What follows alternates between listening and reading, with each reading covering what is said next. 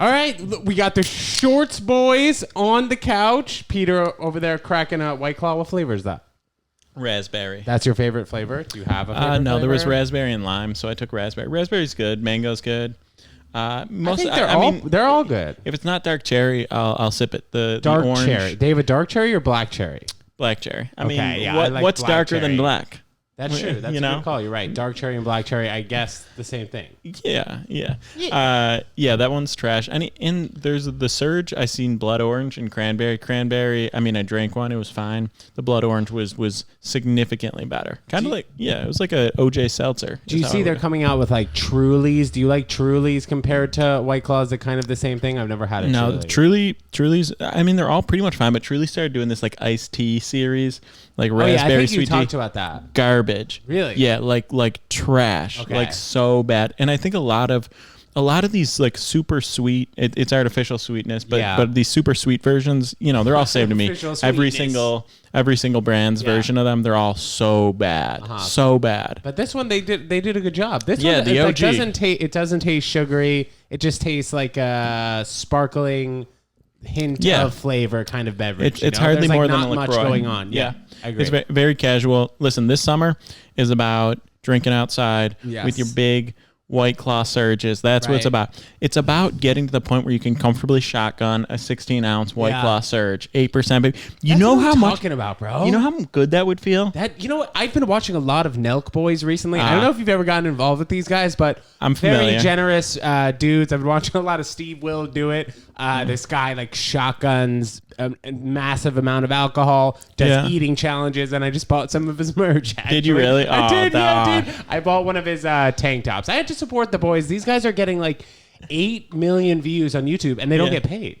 Otherwise, like your friend Mr. Beast, I think he gets paid. My friend, like $1. I'm not out here 1,000 views or supporting like Mr. Beast. Don't associate me. Well, if you were to be friends with a YouTube influencer, I would. It would be Cody Co. Maybe who's that? Cody Co. Noel Miller. Eating challenges. No. TMG, Tiny Meat Gang. Yeah. Oh, that's what he does. Those are two. There are very few YouTubers that I like. Yes, most of them I hate. I tend to agree. Even like. I've seen a couple Nelk Boy videos. Like, it's fun, it's goofy, they're likable, but I still kind of hate them. I don't know. Why is that? Still kind of hate them. Let me ask you that, because initially with it, before the last 3 or 4 weeks, I would say the same thing as you. But I've been watching these videos, and I think that they've gotten to a point where they just make so much money, and for them to like give out stuff on their videos, like that's how they're getting more views, and then they're selling more merch, and then this and that. So. A lot of the videos I've been watching from the Nelk Boys, and Steve will do it, it's just like they're giving away Teslas, giving away $10,000, giving away watches and all this stuff. So like I get emotional when I watch these videos, dude. But it's I'm always like, all right, this is great. I think it's great to give people stuff, but I always like they're giving away a Tesla, like Tesla paid for the video. No. How not in the Steve will do it videos. Yeah. How confident are you that it was their money? I'm very confident. Really? Yeah. I don't think they would lie like that. I don't know that they necessarily lie. They just kind of like omit, kind of imply. No. Well, Steve will do it. Like talks about how Elon's not sponsoring it, Tesla's not sponsoring it, and it's coming out of his own pocket. Which is a nice gesture. I respect the generosity. You know what I mean? I'm not going to hate on that. That's kind of what got me hooked on, and like the past like 6 or 7 videos that I've seen of theirs. That's like the only. So you don't actually watch their like Let's Go Wild content. You just watch them giving away stuff. I do, but like you're right. So I haven't seen like their pranks that like are actually I don't know offensive to a lot of people. I haven't seen those pranks, so I understand where people would come in. Some of their like, pranks are great. I don't know about some of their pranks are like I saw like a highlight. That's probably the video I saw them was like a highlight reel of their best stuff, and some of it's like really clever and not like harmful. Yeah. So I'm not really hating on them for that. I'm sure they've crossed the line. Is all. Yeah. Well, that's how YouTube they got demonetized from YouTube. And what was it? What was the thing they did? In terms of what, getting demonetized? Yeah, like the specific prank. I don't think there was a specific one. They've just been, like, since day one, they've just been putting up videos that are just questionable. You know, like, on, like, Mr. Beast, who's, like, just giving out massive amounts of money each episode, but he's getting, like, 80 million views. Yeah. So I can only imagine how much he's getting paid from YouTube, getting paid from his sponsors, and getting paid from his ads. Nelk Boys are only making money from their merch. Yeah, which is like a crazy kind of I don't know. Like it's a huge drop off. It's got to be definitely yeah. But yeah, I don't They're really selling out all their merch and whatever. Oh yeah, I understand not liking YouTubers and not like getting onto the fad. Like it's a very high school college kind of thing. I agree. I have transcended back to. But Yeah. I like it, I mean, and look, they have good videos, so I would recommend sometimes it. you pop on a cool video. I'm not gonna hate on it. Yeah. Back in the day, Jimmy Tatro, Julian, what's his face, dude, like I the love OGs. Jimmy Tatro. I liked that. He was you ever hilarious. see what was that? What was it? American. So where they were drawing dicks all over the place. American Vandal. American I watched Vandal. that. I thought that was really funny. Really well done. That's probably the YouTuber that has had the most mainstream like Hollywood success, whose work I actually respect. American Vandal. I was gonna say other than Logan Paul, but he's only really had YouTube success and his podcast. He hasn't had like Hollywood kind of movie success. Right. Nothing close to that. Jimmy Tatro starring in a current sitcom. He was on Modern Family for like in and out for a season. He's had a ton of different appearances here. He has Real Bros, the Simi Valley. Hilarious show. Hilarious. If I could ever recommend something. Is that just like a YouTube? No, it's on Facebook Watch. So it's like Facebook Watch. But it gets a few million views. Like the Real Bros full length episodes. Simi Valley. How long are those episodes? By the final season, they're like full length, like 30 minutes. But the first season, it's like super low production, like 8 minutes, like whatever. Still hilarious. Yeah. Okay. But some bangers. Nice. I mean, that's someone whose work from YouTube and to beyond, I love, respect as an actor, as a writer. Like, there's a guy. Sure. Most of YouTube garbage, but you gotta give credit where credit's due. And absolutely. Hey, Peter, you know what? I love when you just start getting positive on the pod, man. Yeah. Gets my juices. Well, here's the thing about. I knew it was coming. Listen, I appreciate that. Yeah. You know why you get excited when I get positive is because I reserve my positivity for those who deserve it. And you're like too much. I'm like, I fucking love it. Should we get into our first topic since we're just here spitballing? What did you do today? A lot of work. I mean, whatever, dude. I did some legs. It made the bike ride over here. Here's something I've been seeing a lot of in New York: whippets. A lot of those whippet canisters coming around. Yeah, I know. Like behind the deli on the shelves, all over the place now. No, not. But here's the thing. Like, it was these like green canisters. These little green like CO2 cartridges. Yeah, the little. It looks like a bullet. It's almost as if like someone recently, because I've seen a ton of this in the last week or two, and I had never really seen it before. And I told you about that time I was out like a few weeks ago, and someone asked me to do whippets with them, just some random on the street. Corner of the street. And I saw a video about this is another YouTuber actually, Adam22, who's like warning people about whippets because he's a big like drug guy, but he was like trying to be responsible. No, like he has a podcast, No Jumper. Yeah, No Jumper. Right. Coolest podcast in the world. But anyway, he was doing a video about like warning people about whippets. A guy who's just like big on drugs, trying to like say something responsibly. So I just feel like it's become really big lately, and it feels like someone just found like the most effective way to just like distribute these whippets. Because are they even illegal? You're just not supposed to consume them that way. Like whipped cream obviously isn't illegal, but they have like whippet specific cans going around. Like canister. I used to do. I don't want to say it regularly, but there was definitely a time where I had like probably 5 or 6 nights where I probably knocked out like at least 50 whippet canisters. Damn. Do you feel like? Do you think that affected you at all? No. You know, because that's what everyone talks about. I mean, I can see how it could be super addictive. Like if you had a pack of like 150 of them and it was just like you and the whippets, like it gets a little bit overwhelming because like one whippet, when you inhale this thing, it lasts like maybe 10 seconds and you're flying, dude. Have you ever tried a whippet or no? No. Bro, I thought it was crazy. Like a minute. I would recommend it. Yeah. But like, it gets you to a point where it's like 15 seconds and then like the more I think you do, the like lower the time frame is that you're actually like tripping or whatever. Like your tolerance gets higher. Yeah. Like the more you do. But there was a few times when I would just be with like people or hanging out with people I shouldn't be hanging out with, freaking doing whippets, bags of whippets. But this is a while ago, right? Was it like college or post? I'd say like the end of college to like post college a little bit. So within like the last 5 or 6 years, maybe. Yeah. But I don't know. I wouldn't, on a health level, I wouldn't recommend it. But on a fun level, I would. Sure. I've experienced with a few drugs in my career for sure. Just like not meth and not heroin. Yeah. But I was joking with my buddy today. I was like, when are we going to start going to black tar heroin parties? Never. That's a joke. It's a freaking joke. Yeah. I'm 90% sure I saw a bag of meth on the ground in East Village yesterday. Like really? Blue crystals, all that in the tiny little bag. It wasn't like blue Heisenberg. Like it looked similar. To be honest, it wasn't as beautiful as they made it out. It's high quality. Yeah, right. Yeah, pretty sure. Yeah, I don't know. I got a little bit scared straight watching this YouTube video about like how much people are doing whippets. What was it, like a Vice video or something? No, it was the Adam 22, the No Jumper guy. Okay. He was talking about it, and I just like, I was scrolling some of his videos. I checked it out, and I was like, yeah. Like, and I'm a guy who I'm not like a super cautious guy in general, like I'm more of a just let's roll with it. Yeah, but we've talked about you and like not. I mean, you didn't start doing drugs at like an earlier. Oh age. No, I'm not a big drug guy by any means. I haven't like really done anything, but that's something where I would have thought like, potentially do. Is that what you mean? Prior to watching that video, I would sure. Let me do it once, but then I watched that and I was like, you know what? No. Yeah. So I'm here to say I've been seeing a lot of whippets run around the streets East Village, but I'm anti. I would rather see a nice little bag of Blue Crystal meth laying on there. It kind of reminds me of like Rush. We've talked about this earlier, like poppers or whatever. Kind of just how it gets you like in a crazy headspace for like 15 seconds. Yeah, that's what they asked me to do.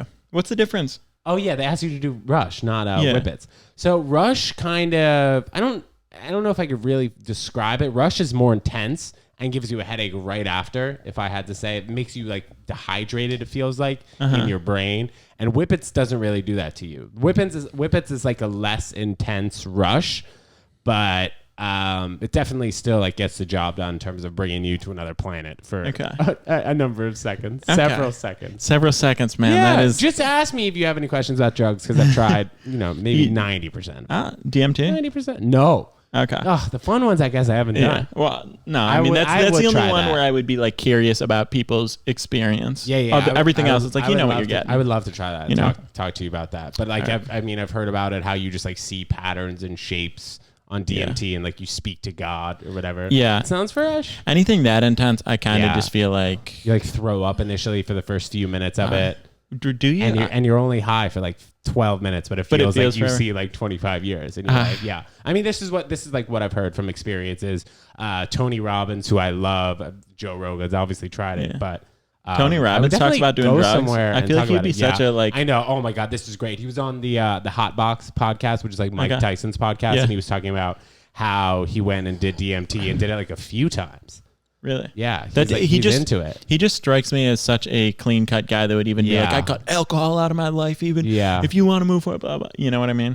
That's not what I would. It was actually surprising when I heard that he had done it. Yeah. But like the way he made it sound like was pretty cool. I would have seen him more like yelling at people, like calling them like they're not successful because you smoke weed. That's the vibe I get from Tony Robbins. Well, I love Tony Robbins just from like I guess a motivational standpoint. That's his bag. Yeah, and then also like him saying that like DMT was a life-changing experience gives him more credit. That's the thing. Do you want a drug to be a lifetime or a life-changing experience? Yeah. Like yes. Well, I think you're prepared for it though when you do DMT. It's not like you're smoking a joint and you're like, all right, well, I'm about to see straight. You know what I mean? Yeah. Yes. I don't know. Interesting. So I guess like when you're prepared for it, I would think I would want it to be a life-changing thing. Sure. Like you go to a place, you're ready for it. You have people watching out for you. So it's not just like a day smoking weed in the park, which I did today, by the way. That sounds great. How was it? I went to the West Side Highway, walked down to the Freedom Tower and walked back. So it was like about a 9-mile journey. It was a nice walk. I was smoking weed on the West Side Highway by myself. Called it the the West Side 9 Highway. miles to get to the West Side Highway from here? 9 miles to get to the Freedom Tower and back. Yeah. So it was quite the journey, but it was nice. Nice little sun. Started a little bit early. And it was cool. Good for you, man. Had a nice little nap. When's the last time you took a nap during the day? I mean, not that you have so much time during the day. I don't really nap. It's pretty much never. I would say. I would say maybe one random Sunday just happened to happened to shut the eyes for a little too long. Maybe you've like been out on the weekend and you potentially need a nap. Yeah, I'll do like once or twice a week for like 30 to 45 minutes. Let me ask you this. Yeah. That isn't related at all. Okay. You told me that you had an incredibly cringe dating story that you wanted to update me on. And I wanted to hear about cringe dating story involving your shoes. Perhaps. It wasn't like a really cringe dating story per se, but like okay, we'll get to it. Okay, so it was a cringe story. It involved a date though. Okay. So I was going. This is like a couple years ago. I was going to this girl's house, and I was drunk. It was late at night, and I didn't know which way was which. Like I was running towards Park Avenue, and her house was actually like towards, or her apartment was towards Broadway. Direction. Yes, I was going in the wrong direction. So like at this time, I started like running on the street, and I was running the wrong way. So like after I found out I was running the wrong way, how long did you go? How long did you go opposite direction? Just like one avenue, see the sign? Yeah, probably. Okay. Yeah, right. Something like that. So on the way back, why were you running? I was drunk. So I don't know. So I was on the way back. I started running, and I tripped over a bag of trash. And I like ate it, dude. I really hurt my knee. And she saw me fall, dude. She saw me running to her apartment, and then saw me kick my back foot and then fall over the trash, like into the trash. Really? She's like, "Hi, are you okay?" I was like, "What do you mean?" Like when I came upstairs, I was like, "What do you mean? Am I okay?" She's like, "I just saw you like fall in the trash." Oh, she was like looking down the window. Yes, she was looking for me because she was like, "I think I see you going the wrong way. I'm going the wrong direction." Wait. She saw you going the wrong way? Yeah. How could she have seen you? I mean, she was on like the 10th floor. I guess she was looking down on the street, saw me going the wrong way, and I was like, "All right, come back this way." I started running. I didn't know she saw me. Yeah. If I knew she saw me, I wouldn't have been running towards her apartment. Pretty embarrassing, but like it ended up working out fine. So I'm not so worried about it. But she is married and has a kid now, so congratulations. That's like most of the girls I've been out with. Married. I'm like good luck Chuck. Yeah, married and have kids. Yeah. Okay, do you see yourself raising one of their kids someday? Do you think one of them will ultimately their kids? Yeah, like one of the women from your past will eventually like split ways with their current partner. Mm-hmm. They're still raising the child and they come back to you. I've thought about this, but I don't think so. That happens to a lot of people. You know, like you've already met kind of the person you're going to marry. I don't believe so. You don't think you've met the person that you're going to marry? No. Do you think you're going to get married? Yeah, probably. Yeah, I would. If I found the right person. What do you think? It's so impossible to say. I know, dude. But like, do you feel like you have maybe a special connection with a person in particular, like that you've met? There are people in my life whom I would consider. I would I wouldn't. There are people in my life who I would say, yeah, there's not a 0 chance we'll get married or something like that. None of them have children. I don't know. Would that be a deal breaker for you? Is there anyone in your life who, if they had a child that wasn't yours and they wanted to get back with you or something, would the child affect? In my life? Well, I wouldn't. Anyone who I've dated in the past, like right now in my life, I wouldn't get back together with them. So like them having a kid probably wouldn't help the cause. Would it hurt? Yeah. Oh. I mean, at this point in our lives, bro, we're like 20-something-year-olds. Yeah. I don't want to be with a girl who has another kid. I would like to have a kid with that particular person. Okay. You know, like I don't want to take care. So you hate kids? Like if you and I didn't know each other and you were dating one of my ex-girlfriends. Right. 1, I'm pissed. Yeah. 2, I don't want to take care of your kid, bro. And I don't want you telling me what to do with this kid. You don't want dating your ex-wife or ex-girlfriend. Right. I understand. You know what I mean? I want kind of control over the kid. Control over the kid. Yikes. You know what I mean? Like control. You're not eating meat. Yeah. Oh, would you try to raise your child vegan? Would I try and raise my child vegan? I think by the time I do have a child, our view on meat will be different. So I'd like to have this conversation with you in 7 years, if that's okay, Peter. Am I going to make my kid vegan? I am not going to feed my kid hot dogs and dino nuggets. Well, that's for sure. Well, there's a big range between that. What do you mean? Like hot dogs and dino. There are a lot of meats that aren't that. Okay, well, what meats are you referring to? What will I allow my kids? Dude, what? Cow, pig, or what's the other meat?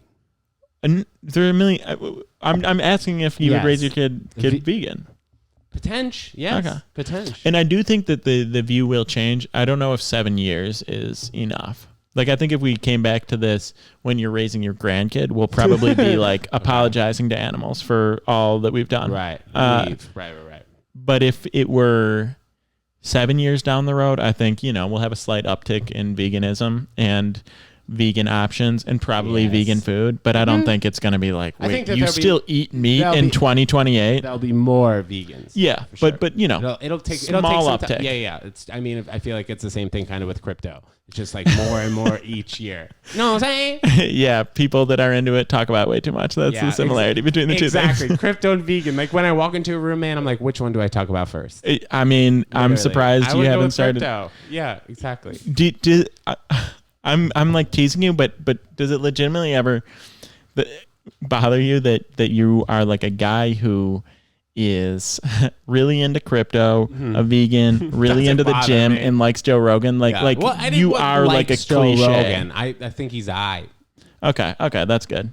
How am I cliche? On what front? Like on the what like women on Twitter joke about, like classic Brad. He just wants to talk about cryptos and vegan. I don't think Brad is a vegan, nor okay. You're right. You're right about Brad. But you know what I'm saying? This is it's become a hacky joke, even that vegans just want to talk about being vegans, crypto bros, bros, etc. Right. Gym guys. I mean, it's more of a CrossFit cliche than really gym in general. But you know what I'm saying? Yes. Am I worried that I've become a cliche? No, I am not. I don't give a shit. Even if I am, but I don't think I am. I think you should do something a little bit really out there with your personality. Just something to add a little bit of flair and a little bit of differentiation. I had the long hair, bro, but I friggin' No, more than long hair, but I would prefer you with that. Yeah. I'm saying I don't know, maybe you just start becoming a hardcore conspiracy theorist or something. That's a good angle. You know? Yeah, or Alex even Jones, just one. Yeah, you could be. Yeah, dude. My cousin. Literally. I hit the. Yeah, I hope. Yeah, I don't know. I probably not in terms of becoming a conspiracy theorist, but I'd say there could just be a benefit to having a new angle. Yeah, just something where even if people don't like it about you, people just can't stop thinking. If you were the most annoying person in the world, people would be talking about you all the time. You leave the room, people can't stop talking about it. I'm not saying become really annoying. Any press is good press. Is that what you're saying? That's kind of what I'm getting at. And what's going to differentiate you? Look, we're getting back into society. You went to a party last weekend. People are going out. We're seeing more people. Social lives are expanding. Yeah. And people are going from a few people in their pod to just a ton of people that they know again. How are you going to differentiate yourself? Unless you start doing something really weird. I mean, bro, I'm carrying around a camera when I go to parties. That's something. That seems a little bit weird. People are giving me the eye or whatever. But eventually, I think that would just hopefully become normal. You know what I mean? I'm going to a party this weekend, and I was told that I can't bring the vlog camera. And I was like, did I ask? Did I stutter? Have you gotten a lot? No. I'm curious. Have you gotten a lot of backlash on your vlogger lifestyle? I mean, a little bit. What are you doing with that? I can see that. But it happens initially. You know what I mean? Anytime anybody's doing something weird, right away, people are going to say stuff. What about the comedy show? Were any of the comics annoyed? In terms of how? That you were filming a set or just that you had it around when you were hanging? I think that they were probably waiting to see what I did with it. I was aware that dude, I can't film somebody's set because chances are how many of those jokes are they going to use on an everyday or every night kind of basis, you know? But in general, I think that they were just kind of giving me the benefit of the doubt because I go to that particular show on the Lower East Side, a number of times. So you're pretty familiar. Yeah, I'm familiar with the place and with the people, and that's why I was cool bringing the camera to the indoor comedy show on Vlog 13. Yeah, but besides that, I wouldn't bring it, I guess, to a new show. Maybe if you told me to come to the show that you do at Eastville on Wednesdays, I probably wouldn't bring the camera right initially. Yeah, any club you can't bring a camera. Yeah. Okay. Do you see anyone start acting different once you turn the camera on? Maybe a little bit. It's tough, bro. There's it's a different kind of mode. When you just put a camera in front of somebody's face, people start thinking. Oh yeah. When you and I get in a groove here, we kind of maybe forget that there's a camera looking at us right here, and there's a recording, and we kind of get into it. Yeah, exactly, bro. But it changes your kind of the way you interact a little bit, at least initially. It takes people takes people a few sentences or definitely a couple minutes to they want to be comfortable. This is the moment to be on. This is it. Yeah. The one opportunity, like Eminem says. Yeah, I remember commenting on one of your videos that was it Chloe or Katie had the best cameo? One of your sisters. Yes. And did that upset you or did you like it? I don't know. Didn't I like the comment? I don't know. I don't really check my YouTube. That was the only time I've been on YouTube is to hate on the people that you like or to watch your videos. Yeah. Right. Well, either way, I like that you're watching the videos. But I mean, bro, as we had talked about earlier, almost any good press is good press. Yeah. And what? Any press. Any press, sorry. Yeah. And almost any press is good press. I feel you.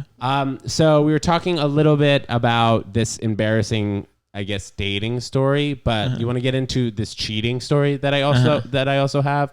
So I don't know if it's like a specific story, but if you want to talk about any particular times you've cheated in school, please go ahead. My experience with that, I was like a really, really, really like straight do-gooder. In high school. Like, I was not about that life. But what happened was I was trying to like get in with I don't even want to say cool kids, because it was a tiny school. There were no cool kids. Everyone knew everyone. But just like the people that I ended up being friends with, and I was trying to get to like me more. And two of them they'd copied each other's work. I don't know what was what, but the teacher got their papers and set them aside, and like looked the exact same. Yeah, they're with the name on their he had snatched them up. It was a thing, like, you guys are in trouble, snatch this paper, whatever. But like, we'll come back to it. For some caught cheating story. Yeah, some reason hadn't like handled the situation. So we ran like a distraction, and I came back into the room and like asked him a question and stole the papers, and we just flushed them. Yeah. Like there was just like, we just destroyed the evidence, which doesn't even that.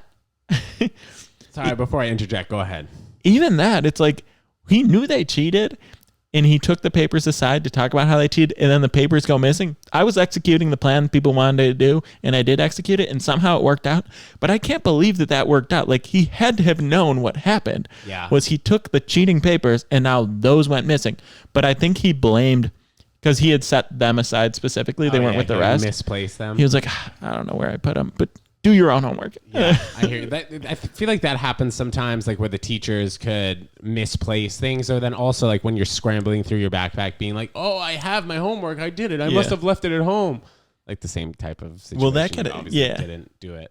Yeah, that can happen every once in a while. That was one of my guys I'm still friends with now. Every single time they would come across for his homework, same deal. But he did have a backpack that was basically just like a dumpster, and so he was like searching through like apple cores and banana peels, and like didn't even have folders. There's like a dead hamster in there. It's it's in here somewhere.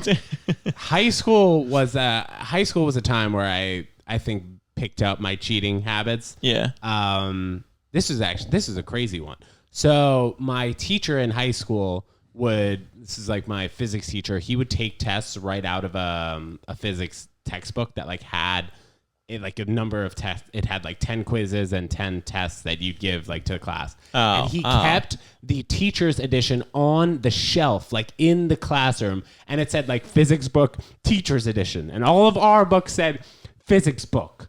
You know what I mean? So I saw it one day and I was like, what the shit is that doing here? I stole it one day, brought it back to my house, copied like every single page, like scanned it, and then I started getting 100s on all of my physics tests. It was crazy, and I showed my ex-girlfriend too, and she was doing well, and then I showed my other best friend. Bro, we had like an illegal ring of cheating. Were people tests. Paying you for that was the a info? nice burp. What?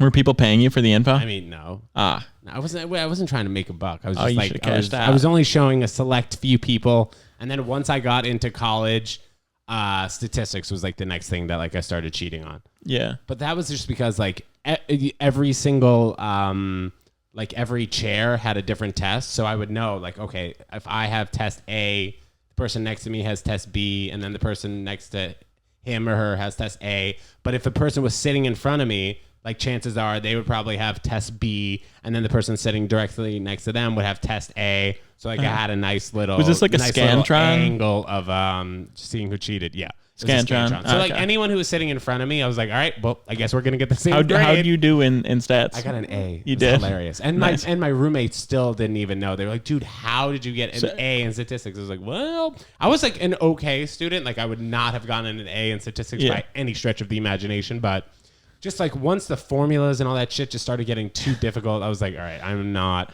wasting my time with fucking X equals YMX plus B with the fucking hyperbola. What are they called? Parabolas and shit. It was awful.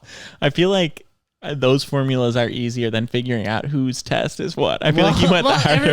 Everybody has their strengths and weaknesses. Yeah. You know what I mean? But I would go into tests, man, no joke, being like, all right, 100% I'm cheating right now. Yeah. Like it's like decided. So and no one was noticing when it wasn't. Well, I got caught one time. in a biology class.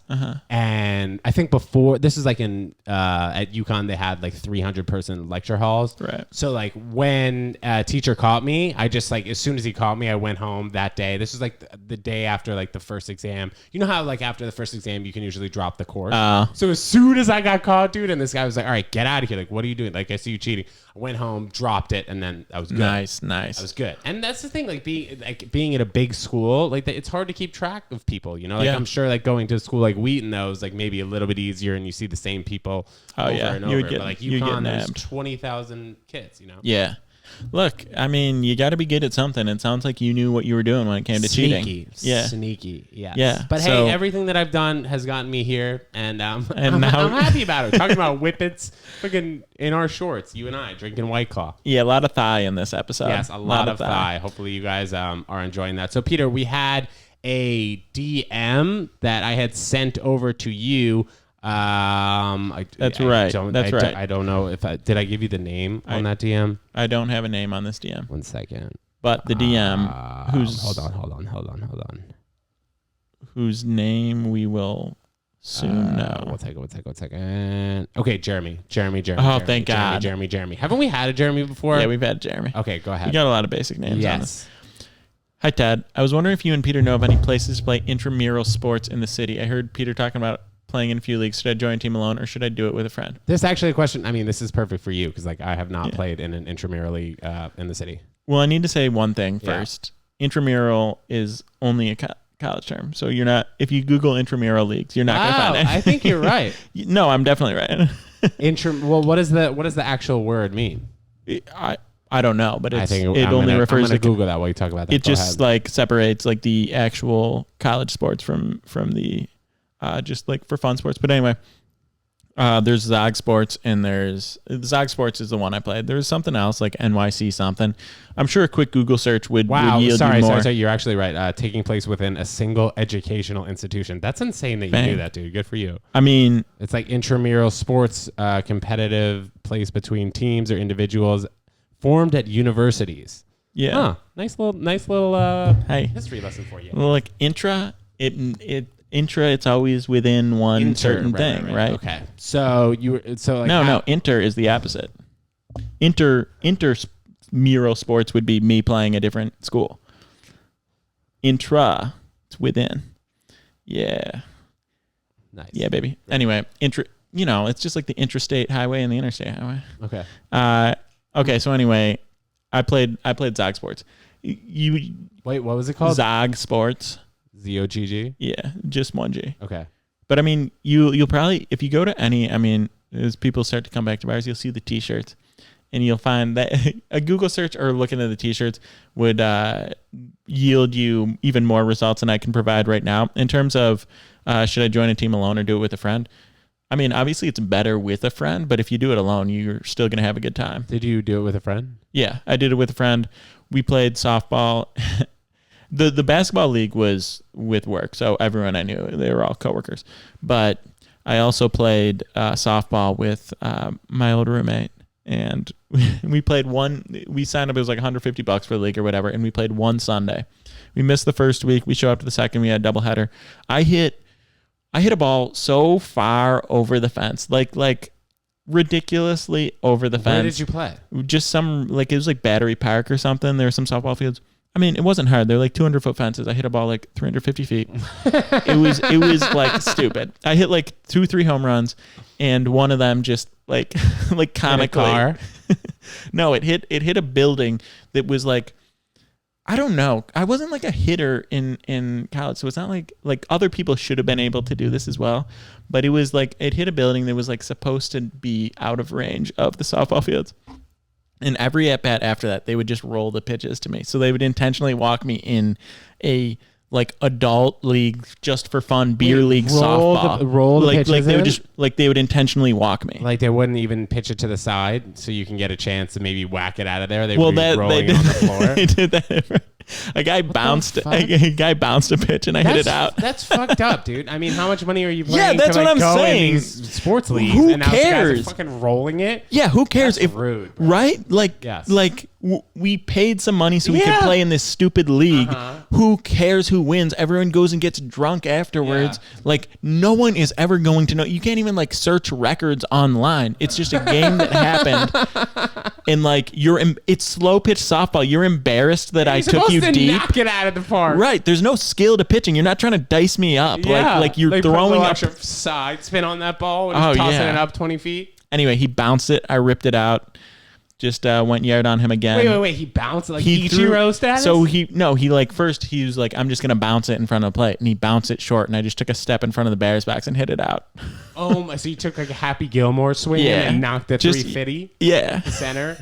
Nice, bro. Well, Zog Sports. Seriously, Jeremy, get involved. That sounds go fun avenge. if you, go avenge Peter's home runs. Jesus, man. Yeah, take care of business, baby. And then where did you play basketball? Same. Basketball was called Basketball City. Very Basketball creative. City, right over here in Chelsea. That was a while ago. You've been in the city for a minute because they haven't had 4 years now. Yeah, they haven't.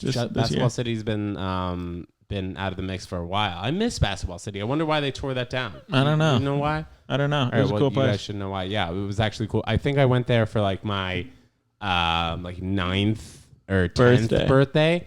And that's right. You came up here. They didn't have the Harlem Globetrotter. They had the Harlem Wizards.